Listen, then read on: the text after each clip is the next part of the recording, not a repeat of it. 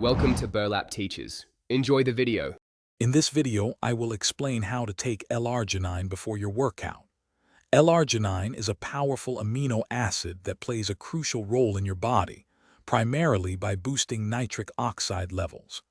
This increase in nitric oxide helps to relax and widen your blood vessels, allowing for greater blood flow to your working muscles. This improved circulation means more oxygen and vital nutrients reach your muscles, which can significantly enhance your performance and give you that satisfying muscle pump during your training sessions. When considering the best time to take L-Arginine, aim for about 30 to 90 minutes before you start exercising. This allows ample time for your body to absorb and utilize it effectively. For dosage, a standard pre-workout amount is typically between 3 and 6 grams. It is always wise to begin with a smaller dose, perhaps 1 to 3 grams, to see how your body responds.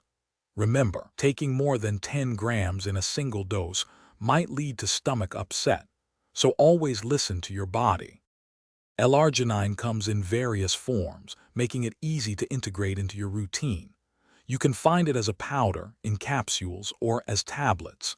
If you choose the powder form, mixing it with water or a carbohydrate-rich drink can enhance its absorption and make it more palatable. For quicker uptake, it is often recommended to consume L-Arginine on an empty stomach. Additionally, it pairs well with other popular pre-workout ingredients, such as L-citrulline, for synergistic effects. Incorporating L-Arginine consistently into your regimen can lead to noticeable improvements in your workout performance and recovery.